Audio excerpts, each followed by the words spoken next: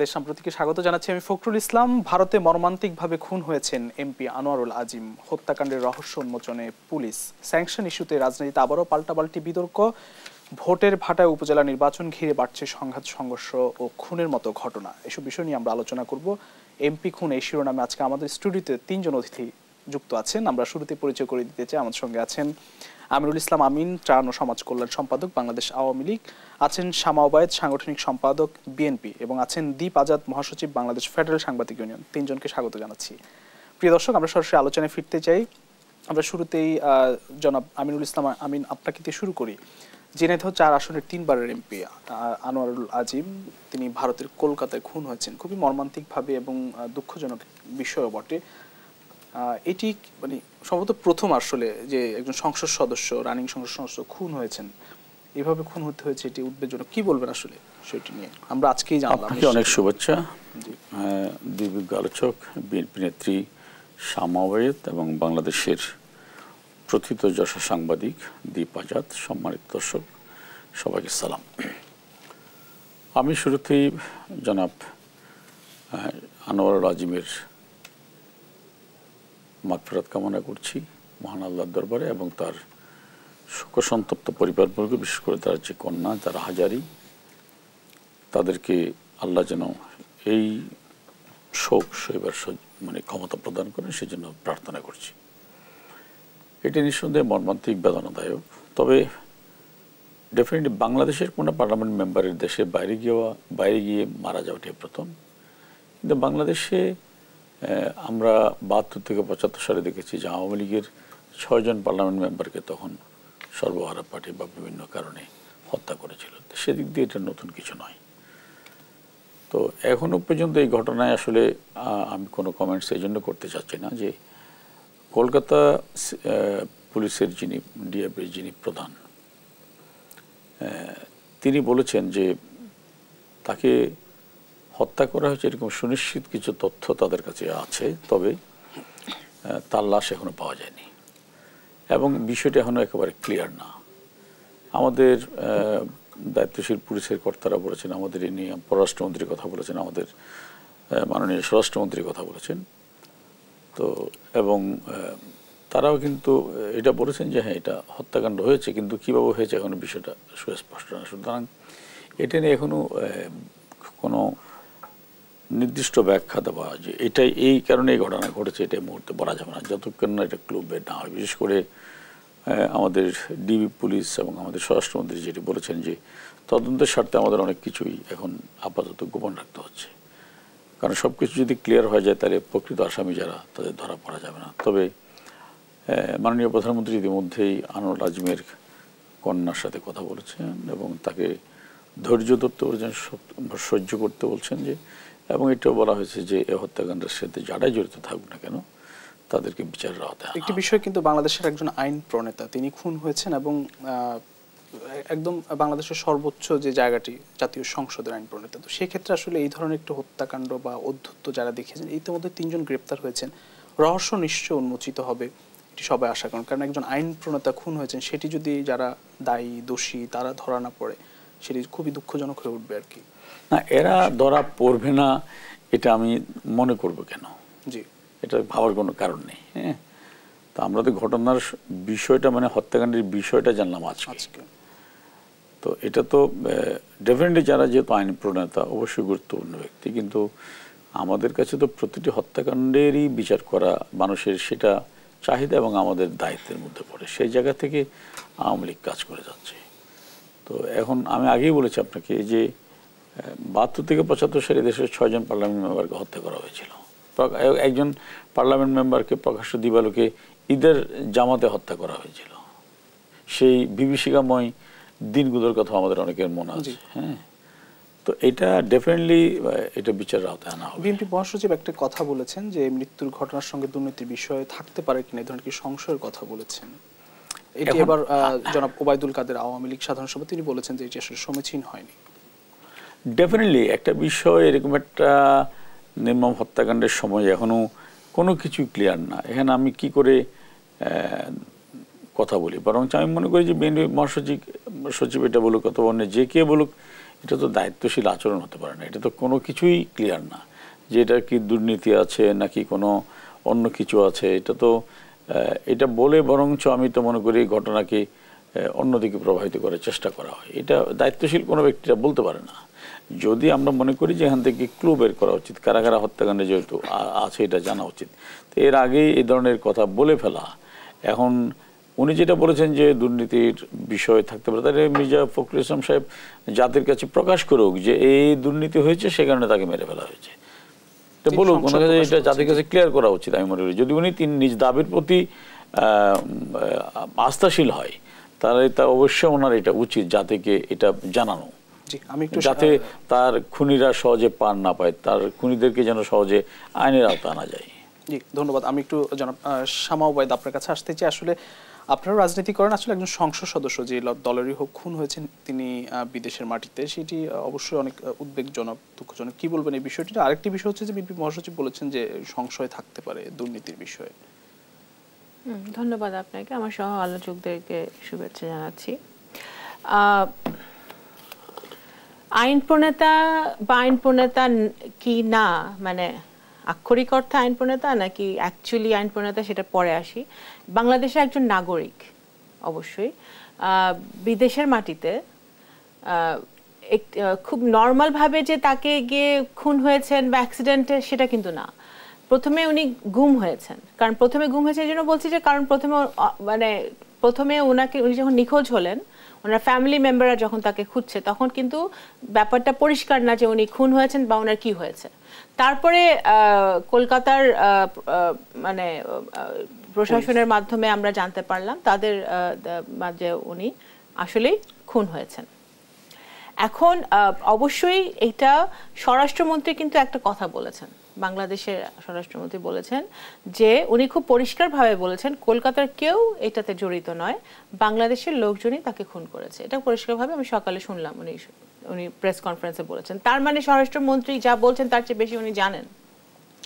যদি জানেন, কারণ উনি যখন এত 100% শিওর হয়ে বলছেন যে বাংলাদেশের মানুষই তা জড়িত, তাহলে উনি আরো বেশি জানেন যে কারা জড়িত। সুতরাং বিএনপির মহাসচিব অবশ্যই বলতে পারে, কারণ উনি দলের মহাসচিব, বা ওনার ঝালকাঠিতে এই আনোয়ার আজিম, সরি ঝিনাইদহতে আনোয়ার আজিম সাহেব ওনার বাড়ি, ওনার নির্বাচনী এলাকা, ওখানকার লোকজন আছে। সো এখানে বিএনপির মহাসচিবের বক্তব্য এখানে সেকেন্ডারি। ফার্স্ট বক্তব্য হচ্ছে সরকার কি বলছে, বাংলাদেশের সরকার কি বলছে। বাংলাদেশের সরকার বলছে যে বাংলাদেশের লোকজন এখানে জড়িত। তাহলে বাংলাদেশের সরকার যা বলছে তার চেয়ে বেশি তথ্য তারা রাখে। এবং যেটা আজকে আমরা দেখলাম যে আনোয়ার আজিম সাহেবের সন্তান এসে ক্যামেরার সামনে কান্নাকাটি করছে, আপনারাও দেখেছেন, আমরা দেখেছি। অবশ্যই তার বাবা মারা গেছে, তাই জানতেই চায় যে কে খুন করেছে। এবং সেইটা যদি সরকারের এটা প্রাইমারি দায়িত্ব যে আগে বের করা যে খুনটা কারা করেছে, কেন খুন হয়েছে। যখন কেন উত্তর পাবেন তখন কারা করেছে সেটাও নিশ্চয়ই পাবেন। তা এখন সেটা তো সরকারের উপরেই বর্তায়। তাদের দলের লোক বিদেশের মাটিতে গিয়ে খামাখা তো নিশ্চয়ই খুন হয় নাই। এই যে বিএনপির এতগুলা লোক, সরকার যদি চায় সেটা পারে। সরকার 2 মাসও বের করতে পারে, 2 দিনেও বের করতে পারে, 2 মাসে বিচারও করতে পারে, 2 দিনেও বিচার করতে পারে, আবার 10 বছরে চলে যাবে। সাগর রুনির হত্যার কেসের মতো বিভিন্ন কেস যে ইনভেস্টিগেশন রিপোর্টে জমা হবে না। এই বিভিন্ন ধরনের ঘটনা তো বাংলাদেশে ঘটছে। সরকার চাইলেই গুম খুন ইনভেস্টিগেশনটা যদি ওনারা মানে নিউট্রালি করে, তাহলে অবশ্যই বের হবে কারা খুন করেছে। এবং কারণ আমরা বিগত দিনে দেখেছি সরকারের পক্ষে যেটা যায় বা স্বার্থের, মানে আমি জানি না, বিভিন্ন স্টেক হোল্ডারদের স্বার্থ ইনভলভ থাকে তো এইসব ব্যাপারে।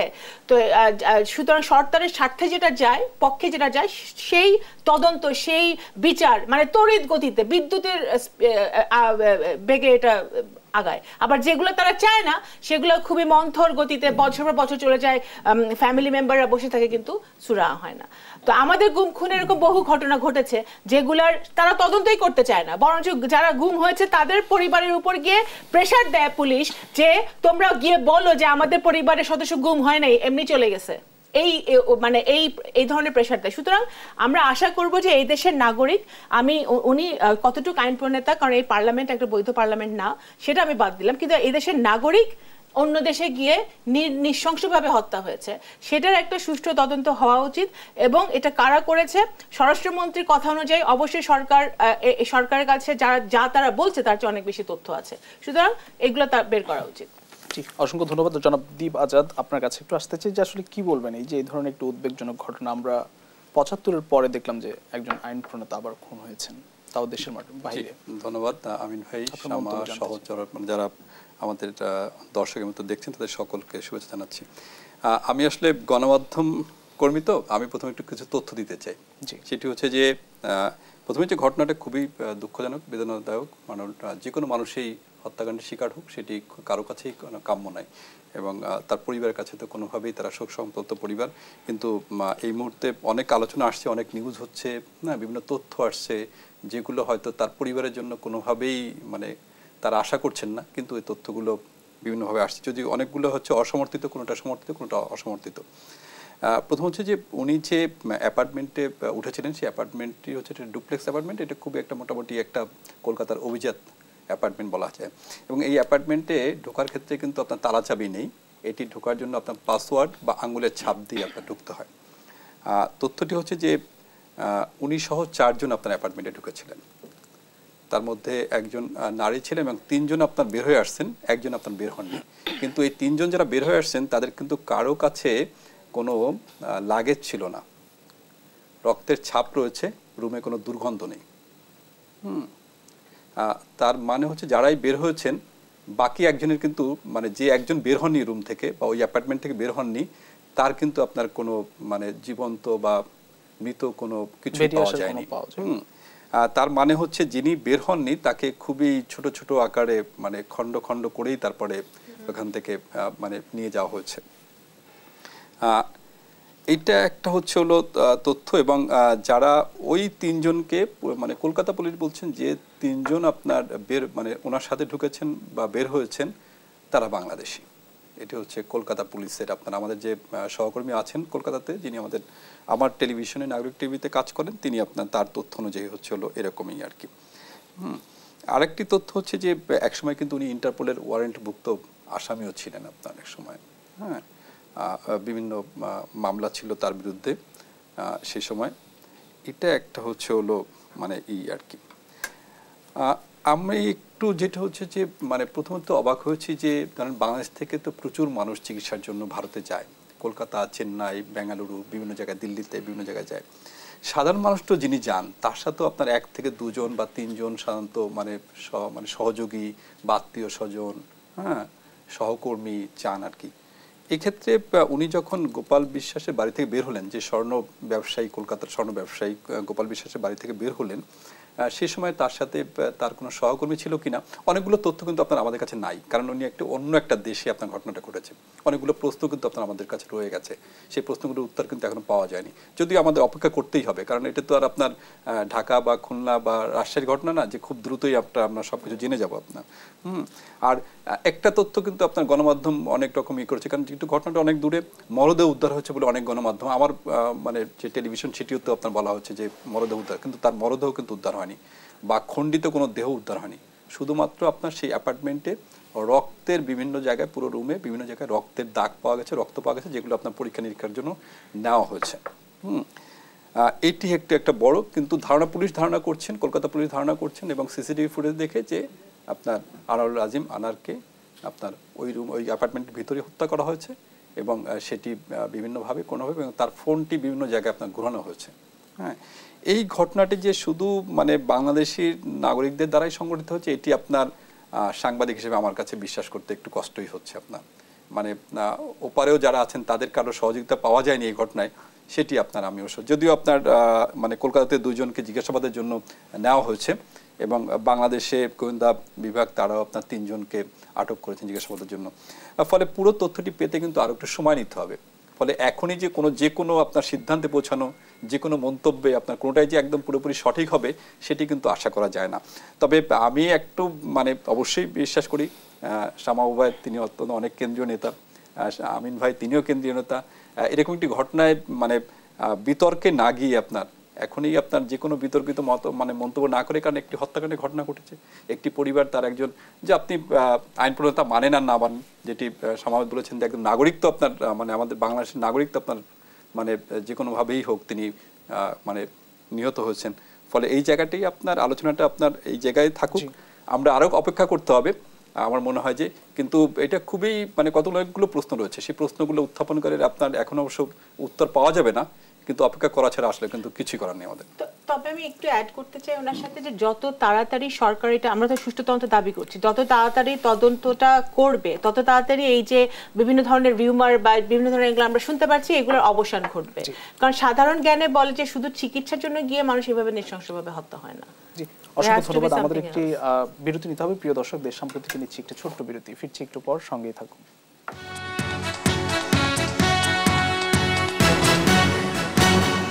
আরো একবার স্বাগত দেশ সাম্প্রতিকে। আছে আমি ফখরুল ইসলাম এবং তিনজন অতিথি আছেন আমার সঙ্গে। আমরা আবারও যেতে চাই জনাব আমিনুল ইসলাম আমিন, আপনার কাছে আসতে চাই। বিএনপি মহাসচিব বলেছেন যে স্যাংশনের প্রভাব নিয়ে সংশয় থাকলেও বিষয়টি লজ্জার, এটি আসলে কোনো প্রভাব ফেলবে কিনা আমার প্রশ্ন হচ্ছে সেটি। আসলে বিএনপির মহাসচিব অথবা বিএনপি নেতৃবৃন্দ তো এইসব বিষয় নিয়ে অনেক উৎসাহী, এবং ওই ধরনের কিছু দেখলে ওরা খুশিতে গদগদ হয়ে যায়। বিষয়টা এমন নয় যে আমেরিকা এই প্রথম পৃথিবীর কোন একজন ব্যক্তির উপরে স্যাংশন দিয়েছে। আমেরিকার ইতিহাসের দিকে যদি আমরা তাকাই, এই যে কদিন আগে নিকারাগুয়াতে 256 জনের উপরে স্যাংশন দিয়েছে, ওরা ইরানের উপর স্যাংশন দিয়েছে, একবারে টোটাল ইরানের উপরে, রাশিয়ার উপরে স্যাংশন দিয়েছে। যাদের সাথে ওদের স্যাংশনগুলো কোরআনের বাণী হিসাবে ধরনের কোনো যৌক্তিকতা নেই, যে ওরা একেবারে পৃথিবী, যেমন ওরা আবার ইসরায়েলের উপরে কোনো স্যাংশন দেয় না। ইসরায়েলে আপনার মাটির নিচে সবাই দিচ্ছে শিশুদেরকে, বাচ্চাদেরকে, মেয়েদেরকে হত্যা করে মাটির নিচে 7 হাত মাটির নিচে ফুরে ফেলতেছে, কিন্তু ওখানে আবার কোনো স্যাংশন যায় না। তো সুতরাং এই স্যাংশন দেওয়ার উদ্দেশ্য হচ্ছে কি, এইটা প্রথমত আমরা যেটা মনে করি এটা কোনো ইনস্টিটিউশনাল বিষয় না। উনি সেনাবাহিনী প্রধান থাকা অবস্থায় যদি এটা হতো তাহলে বলা যেত। এখন উনি এর পরে দিয়েছে, এটা উনি বুঝবে কিভাবে এটা কি করা যায় না যায়। আমরা এটা নিয়ে খুব বেশি উদ্বিগ্ন না, অথবা খুব একটা আমলও নিতে চায় না। কারণ আমেরিকা বিশ্বব্যাপী তাদের স্বার্থের যেখানে লাগে সেখানে তারা এই ধরনের কাজ করে থাকে। আজকে দেখুন এই যে জাতিসংঘে 143টি দেশ ইসরায়েলের পক্ষে ভোট দিল, কিন্তু তারা ঠিকই ভেটো দিল, অর্থাৎ ওরা কিন্তু কোনোভাবেই এটার পক্ষে আসলো না। তো সেখানে ওদের দুর্নীতি, ওদের মানবতা, ওদের গণতন্ত্র, ডেমোক্রেসি, এগুলো কিন্তু শুধু স্লোগানের মধ্যে নির্ভরশীল, সীমাবদ্ধ থেকে যায়, এর বাইরে আসে না। সুতরাং এটা নিয়ে আমি মনে করি না যে তা আমাদের খুশি হবার কিছু আছে। বিএনপি খুশি হলে খুশি হতে পারে, তারা যদি এটা নিয়ে খুশি হয়ে মনে করে যে তাদের জন্য সুদিন আসতেছে, এটা তাদের জন্য তাদের বিষয়। যদিও বা আমরা নির্বাচনের আগেও দেখেছি যে বিএনপির মহাসচিব জনাব মির্জা ফখরুল ইসলাম আলমগীর বলেছিলেন যে আমেরিকা এবং পশ্চিমা বিশ্ব আমাদের সাহস যোগাচ্ছে। তো ওরা আমাদের কাছে সাহসও না, আবার ভয়ের কারণও না। আমাদের কাছে সাহস আমাদের জনগণ, আমাদের কাছে ভয়ও আমাদের জনগণ। আমরা সেটাই বিশ্বাস করি। 71 সালেও এই আমেরিকা আমাদের মুক্তিযুদ্ধের বিরুদ্ধে 7ম নৌবহর পাঠিয়েছিল এবং ভেটো দেওয়ার চেষ্টা করেছিল, কিন্তু আমরা সেদিনও জনগণের উপর নির্ভরশীল ছিলাম বলে জনগণের সাথে নিয়ে আমরা মুক্তিযুদ্ধে জয়লাভ করতে পেরেছিলাম। জি, ধন্যবাদ। আমরা একটু যেতে চাই শামাওয়াত আপনার কাছে। আসলে এই যে একজন ব্যক্তির উপর স্যাংশন, এটি কি আসলে সরকারকে হেয় করবে বলে মনে করেন কিনা, বা একজন ব্যক্তির উপর স্যাংশন এটি কোনো প্রভাব পড়ার সম্ভাবনা আছে? আওয়ামী লীগের তো কিছু যায় আসে না, 17 বছর ধরে বিনা ভোটে আছে, স্যাংশন দিলেই কি তাদের জন্য, না দিলে কি, ওদের ভোট লাগে না, কিছু লাগে না, আছে সরকার। এখন আমি আপনাকে বলি, as a citizen of this country, আমি বিএনপি করি সেটা ভুলে যান। আপনি আজিজ সাহেব এখন দায়িত্বে নাই, বাট উনি সেনাপ্রধান ছিলেন। আপনি যখন একজন আজিজ সাহেবকে যদি এখনো এখানে উনি উপস্থিত হন, আপনি ওনাকে পরিচয় করা দেবেন সাবেক সেনাপ্রধান। সেটা আমাদের ওনার উপরে স্যাংশনটা আমাদের সেনাবাহিনীর উপরে একটা প্রভাব ফেলে অ্যাজ ইন জেনারেল, তারপরে বাংলাদেশের উপরে একটা প্রভাব ফেলে, এবং বাংলাদেশের মানুষের উপর একটা প্রভাব ফেলে, সরকারের উপর তো ফেলেই, নো ডাউট অ্যাবাউট ইট। আপনার মনে আছে গত বছর কিন্তু একটা টিম এসেছিল আমেরিকা থেকে, যারা দুদকে গিয়েছিল, they were investigating the corruption, money laundering এখানে যেটা হচ্ছে যেগুলা মানে বৃহৎ আকারে যে কারাপশন যেগুলো বাংলাদেশে হচ্ছে এবং যেই কারণে বাংলাদেশের যেই বাংলাদেশের সাথে অন্যান্য দেশের যৌথ উদ্যোগে যে প্রজেক্টগুলো হচ্ছে তাদের ডোনেশন তাদের ইনভেস্টমেন্টের যে প্রজেক্টগুলো হচ্ছে বিভিন্ন দেশে সেই প্রজেক্টগুলো ক্ষতিগ্রস্ত হচ্ছে এই দুর্নীতির কারণে, এই মানি লন্ডারিং এর কারণে। একটা টিম এসে তারা বিভিন্ন জায়গায় কথা বলেছে, দুদকেও তারা গিয়েছিল। এইটার প্রভাব এখন আপনারা দেখতেছেন। এখন একটা প্রসেস লাগে, একটা আপনি এটা তো আর বাংলাদেশ সরকার না যে গিয়া হুট করে বিচার করে 2 দিনে সাজা দিয়া ফাঁসি দিয়ে দিল।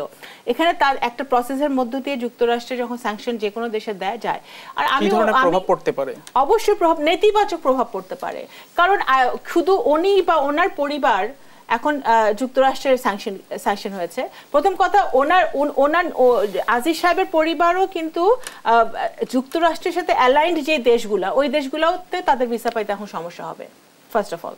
সেকেন্ড অফ অল, আর্মিতে যারা এখন আমাদের কাজ করছে আর্ম ফোর্সেসের বিভিন্ন পর্যায়ে, তাদের পরিবার জন্য এক নেতিবাচক ব্যাপার ঘটবে। হ্যাঁ, তারাও এখন আই এম শিওর তারা শঙ্কায় আছে। ঠিক আছে, এখন সবচেয়ে বড় কথা, ওনাকে দেওয়া হয়েছে ওনার কারাপশনের কারণে। উনি ওনার পাওয়ারটা খাটিয়ে উনি এবং ওনার পরিবার যা যা করেছে বাংলাদেশে, সেই কারণে ওনার স্যাংশনটা হয়েছে। এবং সেটা কিন্তু এখানে একজনকে দিয়েছে প্রতীকী। আমি মনে করি আজিজ সাহেবকে দেওয়া এটা প্রতীকী, একটা ভীতি তৈরি হবে এবং ভীতি তৈরি হওয়াটাই স্বাভাবিক। এবং আমি নাগরিক হিসেবে আমি লজ্জিত যে আমার দেশ, আমি তো ভাই রাশিয়ার নাগরিক না, আমি ইসরায়েলের নাগরিক না, আমি অন্য কোনো দেশের নাগরিক, আমি বাংলাদেশের নাগরিক। আমি বাংলাদেশকে নিয়ে চিন্তিত। আমি বাংলাদেশের নাগরিক হিসেবে, বাংলাদেশে বহু লোক এখনো যুক্তরাষ্ট্রে বসবাস করে, পড়াশোনা করে।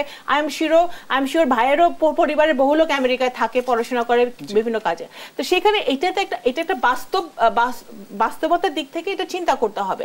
এবং এটা প্রথমে র্যাবের স্যাংশন হলো, ডোনাল্ড লু আসলেন, ওবায়দুল কাদের সাহেব বললেন, সেই দিনই বললেন স্যাংশন নিয়ে কে আসলো না। এবার যখন ডোনাল্ড আসেন তখন তো সরকারের সঙ্গে খুব ভালো সৌহার্দ্যপূর্ণ আলোচনা দেখেছি আমি। আরে ভাই, আপনারা দেখেন ক্যামেরার সামনে ছবি, আপনার ভিতরে কি কথা হয়েছে এটা আপনি দেখে আসছেন, আমি দেখে আসছি না, উনি দেখে আসছেন, উনি দেখে দীপাজাত সাহেবও দেখে নাই। হ্যাঁ, ওনাদের 1-to-1 কি কথা হয়েছে সেটা ওনারাই জানেন। ঠিক আছে, প্রশ্ন করতে পারি সুবিধার জন্য? জি, বলতে পারেন। 2007 সালে যখন মরিয়ার্টি আমেরিকাতে গোপন প্রতিবেদন পাঠিয়েছিল যে তার যে একজন ভয়ঙ্কর ব্যক্তি নানা ধরনের দুর্নীতির সাথে জড়িত, তাকে ভিসা না দেয়, তখন আপনি লজ্জিত হয়েছিলেন কিনা? এটা যদি প্রমাণ সহ, কারণ আজিজ সাহেবকে যে স্যাংশন দিয়েছে তাদেরকে প্রমাণ, উইকিলিক্সের সমস্ত তথ্যে প্রমাণগুলো বাংলাদেশের সমস্ত জাতীয় দৈনিকে তো এটাও আসছে, আপনারা পাত্তা দিচ্ছেন না। আমার কথা, উনি কিন্তু আমাকে বিভ্রান্ত করছেন। তারেক রহমান সাহেবের কথাটা পরে আসে, আমি লজ্জিত ছিলাম না, কারণ আমি কেন বলি, তারেক রহমানের নামে তো আপনারা মামলা দিয়েছেন, তাকে দোষী সাব্যস্ত করেছেন, কিন্তু 2007 মামলা, হ্যাঁ, আপনি যখন মামলা দিয়েছেন, আমরা মিথ্যা মামলা হয়েছে, ওনাকে আপনারা কনভিক্ট করেছেন, কিন্তু আপনারা কোনো কিছু প্রমাণ করতে পারেন নাই। আবার যেই জাজটা ওনাকে খালাস করেছিল একটা কেসে, সেই জাজকে আপনারা বাংলাদেশ থেকে বিতাড়িত করেছেন। সুতরাং আপনাদের গোড়াদিত গলদ, আপনারা তো একটা মামলা দেন, সেটাও মিথ্যা, সেটার বিচার করেন, সেটাও ঠিকমতো হয় না। তো সুতরাং আলটিমেটলি কেউ বিশ্বাস করে না ওই ঘটনা। সুতরাং আপনি আজিজ সাহেবের ঘটনায়, তারেক রহমানের 2007-এর ঘটনা আইনা, এটাকে ঘোলাটে করার চেষ্টা করেন না। এই রাজনীতি থেকে বিরত থাকেন। আপনারা এই রাজনীতি করতে পছন্দ করেন এবং বিএনপি এটাতে উচ্ছ্বসিত না, এটা আমি পরিষ্কারভাবে বলতে চাই। বিএনপি যেহেতু বাংলাদেশকে আমরা ভালোবাসি, বাংলাদেশের জন্য আমরা, বাংলাদেশের কারণে আমরা লজ্জিত ফিল করছি যে বাংলাদেশ এখানে ছোট হেয় হয়েছে।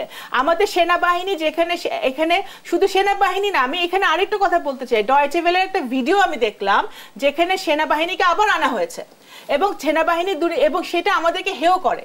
কারণ বাংলাদেশের সেনাবাহিনী 1971 সালে, আমি মুক্তিযুদ্ধের সংগঠকের সন্তান, 1971 সাল থেকে এখন আজ অব্দি বাংলাদেশের সেনাবাহিনী প্রত্যেকটি ভালো কাজের সাথে, বাংলাদেশে ভালো কাজের সাথে সেনাবাহিনী জড়িত, স্বাধীনতার সাথে সেনাবাহিনীর সংযুক্ততা আছে, মুক্তিযুদ্ধের সাথে সেনাবাহিনীর সংযুক্ত আছে। এখন সেই সেনাবাহিনীকে মেলাইন হয়েছে সেনাবাহিনীর এবং এই ধরনের কাজগুলাতে আজিজ সাহেবের এই ঘটনা তো নতুন না। এই স্যাংশনের কারণে কিন্তু প্রাইম মিনিস্টার্স ম্যান ওই ভিডিওর কথা আমাদের আবার স্মরণ করিয়ে দেয়। ওখানে কি কি আনা হয়েছে, কি কি ঘটনা আনা হয়েছে, ওই ভিডিওটা কি এই সরকার চ্যালেঞ্জ করেছে? শেখ হাসিনা সরকার কোন আমি আসবো আপনার কাছে, আমার তো সময় খুবই কম, আমি একটু জনাব দীপ আজাদের কাছে যেতে চাই। আসলে স্যাংশন ইস্যুতে আসলে কোনো একজন ব্যক্তি ইমেজ সংকটের বাইরে কোনো সংকট দেখেন কিনা, অন্য কোনো ইমেজ? না, আপনি একটা যদি বলেন যে মানে আমি তো অবশ্য শামা আপা যদি বলেন যে বিএনপি আমল দুর্নীতিমুক্ত ছিল, আর এই আমল পুরোপুরি দুর্নীতিতে মানে পুরোপুরি ভরপুর, এটা আপনার কেউই আসলে মানবেন না। শামা আপা হয়তো টকশোর বাইরে গিয়ে বলবেন না দুর্নীতি তখনও ছিল, এখন হয়তো বেশি রেমোটা বলবেন, কিন্তু বলবেন না যে দুর্নীতিমুক্ত ছিল। এখন টকশোতে বলবেন যে ওই আমল দুর্নীতিমুক্ত ছিল। হ্যাঁ ঠিক আছে। হ্যাঁ, একটা হচ্ছে যে যেটি হচ্ছে যে ব্যক্তির দায় কিন্তু পুরো প্রতিষ্ঠানকে আপনি দিতে পারেন না। আজকে আমি একটি প্রতিষ্ঠানের হেড, আমি একটা ফেডারেশনের আপনার সেক্রেটারি জেনারেল, আপনি আমার কোনো মানে আমার কোনো দুর্নীতি বা আমার কোনো অনিয়ম, আমার কোনো ব্যভিচারের জন্য আপনি পুরো প্রতিষ্ঠানকে কিন্তু আপনি মানে দায়বদ্ধ করতে পারেন না। এই জায়গাটি একটা, আমি মনে করি না যে জেনারেল আজিজের যে মানে আপনার ভিসা নিষেধাজ্ঞা হোক, তার বিরুদ্ধে যে অভিযোগ উঠেছে যে গণতান্ত্রিক প্রতিষ্ঠানকে তিনি অবমূল্যায়ন করেছেন, দুর্নীতির অভিযোগ উঠেছে, তার ভাইকে আপনার মানে তিনি ঠিকাদারি পাইয়ে দিতে সুবিধা দিয়েছেন, এইসব বিষয়গুলোতে সেনাবাহিনী কোনোভাবে আপনার ছোট হচ্ছে, সেনাবাহিনী দায়বদ্ধ, এটি আপনার আমি মনে করি না এটি একটি বিষয়। তবে তার আগের যে বিষয়টি, তার 3 ভাই যেভাবে দণ্ডমুকুব পেয়েছেন, এটি আপনার বিভিন্নভাবেই সমালোচিত হয়েছে। এটি এই প্রক্রিয়াটার জন্য যারা জড়িত ছিলেন, এই প্রক্রিয়ার সাথে যারা জড়িত ছিলেন, তাদেরকে আপনার দায়বদ্ধ করা উচিত বলে আমি মনে করি। কারণ এটি আপনার আইনের শাসনকে বিভিন্নভাবে প্রশ্নবিদ্ধ করেছে। কারণ একজন সেনা প্রধান এবং একজন সেনা এত উচ্চপদস্থ সেনা কর্মকর্তার ভাইরা যদি আপনার এইভাবে মানে আইনকে বৃদ্ধাঙ্গুলি দেখিয়ে আপনার পার পেয়ে যান, সেটি অন্যদের জন্য একটি খারাপ দৃষ্টান্ত হিসাবে মানে হাজির হয়। ফলে এই জায়গাটিতে হচ্ছিল, এই জায়গাটিও আলাদা আর এই জায়গাটি আলাদা। এটার জন্য আপনি, আর তিনি হচ্ছেন সাবেক সেনাপ্রধান, তিনি কিন্তু অনেক আগেই অবসর নিয়েছেন। হ্যাঁ, ফলে তার দায় আপনার কখনোই আপনার পুরো সেনাবাহিনী, পুরো দেশ আপনার কখনো বহন করতে পারে। অসংখ্য ধন্যবাদ প্রিয় দর্শক। দেশ সম্প্রতিকে নিচ্ছে আরো একটি বিরতি, ফিরছি একটু পর, সঙ্গেই থাকুন।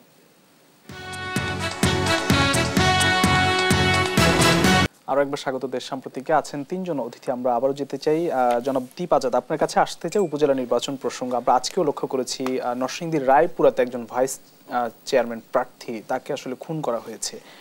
এমনিতে আসলে ভোটের আকাল, তার মধ্যে সংঘাত সংঘর্ষ কিন্তু বাড়ছে। 37% এই দ্বিতীয় ধাপের ভোটে আমরা লক্ষ্য করেছি, কি বলবেন?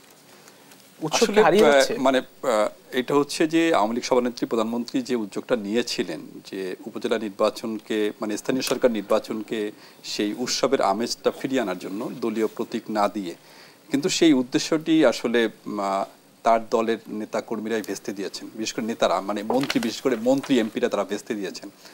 তিনি চেয়েছিলেন যে দলীয় প্রতীক না থাকলে এখানে সকল দলের প্রার্থীদের, কারণ স্থানীয় সরকার মানে নির্বাচনটা কিন্তু এক ধরনের বাংলাদেশি ঈদের মতো একটা উৎসব আপনার, কারণ এখানে প্রতিটা ওয়ার্ডের প্রতিটা মানুষকে, প্রতিটা ঘরের প্রত্যেকটি ভোটারকে, নন ভোটারকে সব প্রার্থী, সব মানুষ তারা চেনেন। এবং সাধারণত স্থানীয় সরকার নির্বাচনে তারাই জয়ী হন যাদেরকে মানুষের সাথে, এলাকার মানুষের সাথে যাদের সম্পর্ক রয়েছে, তাদের সাথে, ঘরে ঘরে যার যাতায়াত রয়েছে সেই মানুষগুলোর সাথে। কিন্তু যে উদ্দেশ্যটা তিনি করতে চেয়েছিলেন, সেই উদ্দেশ্যটা তার মন্ত্রী এমপিরা সেটি সফল হতে দেননি। বিশেষ করে তারা প্রভাব খাটিয়েছেন তাদের নিজেদের আত্মীয় স্বজন, ইভেন ছেলেকে দাঁড় করিয়েছেন ডামি হিসেবে, স্ত্রী দাঁড়িয়েছেন, মানে তার এমপির স্ত্রী তিনি দাঁড়িয়েছেন ছেলের ডামি হিসাবে। হ্যাঁ, ছেলের মানে ডামি হিসাবে ভাইকে দাঁড় করিয়ে দিয়েছেন। বিভিন্ন জায়গায় এমনভাবে করেছেন যাতে তাদের বাইরে কেউ নির্বাচিত হয়ে না আসতে পারে। ফলে যেটি হয়েছে যে মানে মইয়ার মামুরা যেটা হয়েছে, সেইটা করে ফেলার কারণেই প্রধানমন্ত্রী বা আওয়ামী লীগ সভানেত্রী যে ইচ্ছাটা ছিল, যে তিনি আকাঙ্ক্ষাটা ব্যক্ত করেছিলেন, সেটি তার লোকরা হতে দিতে পারেননি। কিন্তু যদি এটি হতো তাহলে আপনি দেখেন অনেক জায়গাতেই কিন্তু স্বতন্ত্র এবং বিএনপির বহিষ্কৃত নেতারা নির্বাচিত হয়েছেন, যে জায়গায় আপনার মন্ত্রী এমপিরা প্রভাব বিস্তার করতে পারেনি, এবং যেখানে প্রশাসন খুব শক্ত হাতে, পুরো শক্ত হাতে, যেখানে প্রশাসন আপনার নির্বাচনটি মানে নির্বাচন প্রচারণা থেকে শুরু করে ভোট গ্রহণ করে পুরো প্রক্রিয়াটা সম্পন্ন করেছে, সেইখানে আপনি দেখবেন যে সেখানে ভোটার উপস্থিত, যেমন আপনার সাভারে, ঢাকার পাশে এত বড় একটা উপজেলা, মাত্র 5% ভোটার উপস্থিত হয়েছে। আপনি চিন্তা করতে পারেন, এটি অত্যন্ত দুঃখজনক। অবশ্যই আপনার কিভাবে এটিকে ফিরিয়ে আনা যায়, দরকার হলে কঠোর ব্যবস্থা নিতে হবে এই মন্ত্রী এমপিদের বিরুদ্ধে, যেটি আপনার মানে দল থেকে ঘোষণা করা হয়েছে আওয়ামী লীগের পক্ষ থেকে। সেটি যদি না হয় তাহলে ভোটিং মানে এই সিস্টেমটা যে কোথায় দাঁড়াবে সেটি নিয়ে কিন্তু আমার খুবই সংশয় রয়েছে আমার মাঝে। জি, ধন্যবাদ। আমরা একটু যেতে জানাবো আমিনুল ইসলাম। আমিন, আপনার কাছে আসলে এই নির্বাচনে যে প্রভাব বিস্তার, সংঘাত সংঘর্ষ কিন্তু কোনো কিছু কমানো যায়নি, ভোটারও বাড়ানো যায়নি, আসলে উৎসব হারিয়ে যাচ্ছে কিনা আপনার কাছে একই প্রশ্ন। আমি এটা নিয়ে একটু পরে আসি। আমি তার আগে আসলে আমি শ্যামাপাকে সময় বাঁচানোর জন্য প্রশ্নটা করেছিলাম। তারেক যেমনি বলেন যে তারেক যে আমরা দণ্ড দিয়েছি এটা সেটা অনেক কিছু, কিন্তু 2007 সালে যখন আমেরিকা এই রিপোর্ট দেয় তখন কিন্তু তার আওয়ামী লীগ ক্ষমতা ছিল না। তো সুতরাং এখন বাট উনি জাতির কাছে বলেছেন যে ওই সময় আমি বিব্রত হয়েছিলাম। এই হচ্ছে আমাদের রাজনীতির চিত্রটা। এরপরে উনি বলছে যে দুদকে একটা টিম গিয়েছিল, আমেরিকান না, দুদকে একটা টিম গিয়েছিল পদ্মা সেতুর বিষয় নিয়ে বিশ্ব ব্যাংকের। তো পদ্মা সেতুতে যে কোনো দুর্নীতি হয়নি এই বিষয়ে বাংলাদেশের আদালত কোনো রায় দেয়নি, রায় দিয়েছে কানাডার আদালত। এবং সেখানে যে কানাডিয়ান যে সম্পৃক্ত ছিল তার বিচারও হয়েছে, এবং আবার কানাডার আদালতও বলেছে বিএনপি একটি সন্ত্রাসী দল, এখানে আমাদের কোনো সম্পৃক্ততা নেই। আর জেনারেল আজিজের বিষয়ে আমি এখানে কিছু বলতে চাই না, কিন্তু আজিজ কতটুকু দুর্নীতি করেছে বা করেনি সেটা সময় বলে দেবে। বাট আজিজ সাহেবের বিরুদ্ধে প্রধান যে দুটি অভিযোগ, একটি অভিযোগ হচ্ছে তিনি তার ভাইকে একটি চুক্তির মাধ্যমে অস্ত্র কেনায় সম্পৃক্ত করেছিলেন। সে বিষয়টি যেটা আমি পত্রপত্রিকায় দেখেছি যে জনাব আজিজ সেনাপ্রধান হয়েছিলেন 25শে মে 2018 সালে। 26শে মে উনি চুক্তিটা সাইন করেছিলেন। এখন বাংলাদেশে কোনোদিন 5 ঘন্টার অধীনে এত বড় একটা আন্তর্জাতিক চুক্তি হতে পারে কিনা, এটা 2 বছর আগে এই চুক্তির ইন্ট্রোডিউসিং হয়েছিল এই অস্ত্র কেনার। তো উনি এটা রুটিন দায়িত্ব পালন করেছে, এখানে তার ভাই বা তার কাউকে সম্পৃক্ত করার আদৌ কোনো সুযোগ থাকতে পারে না। তারপরে ওনার আরেকটি ভাই হচ্ছে জোসেফ 97 সালে গ্রেপ্তার হয়। 97 সালে তখন আওয়ামী লীগ ক্ষমতা ছিল, এই জন্য খেয়াল করবেন। এবং ওই সময় সে বেলও পায় নাই। তাতেও প্রমাণিত হয় যে আওয়ামী লীগের আমলে মানে আইনের শাসনটা কতটুকু ছিল। এবং জোসেফ মুক্তি পেয়েছে 2019 সালে। জোসেফের একটি 2টি কারাদণ্ড মৃত্যুদণ্ড হয়েছিল। হাইকোর্ট সেখানে তাকে, সুপ্রিম কোর্ট অ্যাপিলেট ডিভিশন তাকে মৃত্যুদণ্ড বাতিল করে তাকে যাবজ্জীবন কারাদণ্ড দিয়েছিল, আরেকজনকে বেকসুর খালাস দিয়েছিল। এখন যাবজ্জীবন দণ্ডপ্রাপ্ত একজন আসামি 22 বছর সাজা খাটার পরে মহামান্য রাষ্ট্রপতি যে তাকে ক্ষমা করে, এখানে আইনের ব্যতয় হয়েছে অথবা এখানে কোনো নেপোটিজম হয়েছে বলে আমি মনে করি। তার দুই ভাইয়ের যেটা সম্পৃক্ততা হয়েছে এই বিষয় নিয়ে আমি মনে করি, আমি দীপ আজাদের সাথে একমত, অন্য যে দুইজনের বিষয়টা সেটার সাথে যারা জড়িত তাদেরকে অবশ্যই জবাবদিহিতার আওতায় আনা উচিত। উপজেলা নির্বাচন নিয়ে আমি একটা জায়গায় নির্বাচন কমিশনকে অ্যাপ্রিসিয়েট করি। তারা নানা প্রেশারের মধ্যেও তারা কিন্তু নির্বাচনটা ফ্রি ফেয়ার করার জন্য অ্যাডামেন্ট, এবং এতে প্রমাণিত হয় যে ওরা চাইলে একটা ফ্রি ফেয়ার নির্বাচন করতে পারে। এই জায়গায় তাদেরকে অ্যাপ্রিসিয়েট করছি। ভোটার উপস্থিতি বাড়ানো সম্ভব হয় না, এটাও আরেকটা ভালো জিনিস যে এটা চাইলে ওরা যদি সরকারের আজ্ঞাবহ হতো তাহলে হয়তো ভোটার বেশি দেখিও সরকারকে খুশি করতে চাইতো। এই জায়গাটাও আমি তাদেরকে অ্যাপ্রিসিয়েট করি, এবং তাতেও প্রমাণিত হয় যে বিএনপির দাবিটার অন্তঃশাসনতা। তারা যে বলে এই নির্বাচনের কমিশনের দিনে ফেয়ার নির্বাচন সম্ভব নয়, নির্বাচন কমিশন সেটি প্রত্যেকটা জায়গায় হারে হারে প্রমাণ করছেন। ইভেন দুইজন প্রার্থী যারা শুধু ভোট চাইতে গিয়ে বলেছিল যে আমাকে বিরুদ্ধে যারা ভোট দিবেন তারা ভোট কেন্দ্রে আসবেন না, এই কথা বলার কারণে তাদের প্রার্থিতা বাতিল করে দিয়েছে নির্বাচন কমিশন। আর সহিংসতা যেটা হচ্ছে এটা অবশ্যই গ্রহণযোগ্য নয়। কিন্তু বাংলাদেশ, ভারত, পাকিস্তান, তৃতীয় বিশ্ব দেশে সহিংসতা মুক্ত নির্বাচন কবে হয়েছে সেরকম কোনো দৃষ্টান্ত বের করা খুবই কঠিন। অতি সম্প্রতি পশ্চিমবঙ্গে এত সংখ্যা ছিল কেন? এই যে নির্বাচন কমিশন যদি একটু শক্তিশালী, আমি তো বলছি আপনার তৃতীয় বিশ্বের দেশে নির্বাচন নিয়ে সংখ্যা কোথায় নেই। গত কিছুদিন আগে, 1 বছর আগে পশ্চিমবঙ্গে পঞ্চায়েত নির্বাচন হয়েছে, 43 জন সেখানে মারাই গিয়েছে। আর আপনি আমেরিকান নির্বাচনে ক্যাপিটাল হিলে হামলা হচ্ছে, ওটা কি সংঘাত না নাকি ওটা প্রেম? তো এইগুলো, বাট হ্যাঁ আমরা মনে করি এগুলো, আমি এই যুক্তিগুলো দিয়ে সংঘাতকে জায়েজ করতে চাই না বা সংঘাতের পক্ষে কথা বলতে চাই না। আমি মনে করি এগুলো হয়, এগুলো আপনি রাতারাতি এগুলো ঠিক করতে পারবেন না। এগুলোর জন্য মানুষের মানসিক উৎকর্ষতার প্রয়োজন আছে। এটা কোনো আইন দিয়ে, রাজনীতি দিয়ে এটাকে কিন্তু সহজে ঠিক করা যায়। অসংখ্য ধন্যবাদ। আমি একটু যেতে চাই জনাব শামা ওবায়দ, আপনার কাছে আসলে অনেকগুলো প্রশ্ন। আপনি যেহেতু বিএনপির আন্তর্জাতিক দিক দেখভাল যারা করেন তাদের সঙ্গে জড়িত ছিলেন, সেই সঙ্গে বিএনপিকে নিয়ে অনেক প্রশ্ন রয়েছে। সেটি হচ্ছে যে বিএনপি আন্দোলন কিংবা রাজনীতি নির্বাচনের আগে, দ্বাদশ নির্বাচনের আগে আওয়ামী লীগের পক্ষ থেকে অভিযোগ করা হয়েছিল বিদেশ নির্ভরতা। বিএনপিকে আসলে বিদেশ নির্ভর ছিল কিনা? এবার ডোনাল্ড লু যখন আসলেন তখন আসলে দেখলাম তো কোনো রাজনৈতিক বৈঠক যদিও হয়নি, কোনো রাজনৈতিক দলের সাথে আনুষ্ঠানিক বৈঠক, সেক্ষেত্রে সরকারের সঙ্গে অনেকটা তাদের নেতাদের সঙ্গে যে কয়েকটি বৈঠক হয়েছে সেখানে আমরা দেখেছি যে বেশ সৌহার্দ্যপূর্ণ আলোচনা হয়েছে। বিএনপি আসলে এখন রাজনীতি কি তাদের, যেটি আসলে আওয়ামী লীগও এই অভিযোগগুলো করে থাকেন, এর উত্তর আপনি একটু দিবেন। এবং এই উপজেলা নির্বাচনে বিএনপি না এসে আসলে মানে লাভবান হয়েছে না ক্ষতি হয়েছে, কি বলবেন? 3টি প্রশ্ন। প্রথম কথাই যে আমার আওয়ামী লীগের আমাদের ভাইজি বললেন, আমি জানি না ওনারা কি ভেবে এইসব কথা বলে, না ভেবে বলে নাকি আমি আগামাথা কিছু বুঝি না। কিসে আমরা নির্বাচন নিয়ে কেন কথা বলি ভাই? টকশোতে ডেকে নির্বাচন সাবজেক্টটা আপনারা এজেন্ডায় রাখেন কেন? কারণ নির্বাচন নামক কোনো বস্তু বাংলাদেশে এখন বিরাজ করছে না। নির্বাচন কমিশনের কথা বাদ দেন, এই সবচেয়ে বড় কথা হচ্ছে যে উপজেলা নির্বাচন, লোকাল ইলেকশন, বিএনপি যায় নাই, অনেক বিরোধী দল যায় নাই, আওয়ামী লীগ গেছে, আওয়ামী লীগ আছে, আওয়ামী লীগের ডামি ক্যান্ডিডেটরা আছে বা স্বতন্ত্র ক্যান্ডিডেটরা আছে, তাহলে ইয়ে কোথায়? আওয়ামী লীগের ভোটার কোথায় ভাই? 30% ভোট পড়তে পারে নির্বাচন কমিশন বলছে, তাই না? তো 30% ভোট পড়ে নাই। আমরা তো সারাদিন ধরে দেখেছি প্রত্যেকটা ভোট কেন্দ্র 12টা 1টা 2টা পর্যন্ত খালি, 30% ভোট কোথা থেকে আসলো? আচ্ছা, গেল এই কথা। নির্বাচন নিয়ে এখানে আলোচনাটা জাস্ট সময়ের অপচয়। কারণ এই দেশে দ্বাদশ নির্বাচনের আগে বিএনপিকে বলা হয়েছে যে বিদেশ নির্ভর ছিল কিনা বিএনপি আন্দোলন কিংবা রাজনীতি। আমি বলছি উপজেলা নির্বাচন সহ সকল নির্বাচন বিএনপি এবং যারা বাংলাদেশে একটি গণতান্ত্রিক প্রক্রিয়া আবার দেখতে চায় এবং একটি ভোটাধিকার মানুষের ফিরে আসে দেখতে চায়, তারা ততদিন বর্জন করেই যাবে। কারণ আওয়ামী লীগের অধীনে সুষ্ঠু নির্বাচন হবে না, আপনি দেখতে পাবেন না। সেটা নির্বাচনকে আপনি মিউজিয়ামে রেখে দেন। কারণ এবং এইটা সবচেয়ে, আমি সবসময় বলি, আজকেও রিপিট করছি, সবচেয়ে বড় ক্রাইম 17 বছরে 4 টার্মে আওয়ামী লীগ করছে যে এই দেশের নতুন প্রজন্মকে, ভবিষ্যৎ প্রজন্মকে, পুরনো প্রজন্মকে, সবাইকে, সকল ভোটারকে নির্বাচন বিমুখ, পলিটিক্স বিমুখ এবং নির্বাচন প্রক্রিয়া বিমুখ করে দিয়েছে। কারণ তাদের ভোটের দরকার নাই, তারা ভোট ছাড়াই ক্ষমতায় থাকতে পারে, এটা তারা প্রমাণ করেছে। এটা একটা অন্যায় করেছে তার জাতির উপরে। এই অন্যায়ের জন্য তাদের শাস্তি পেতে হবে।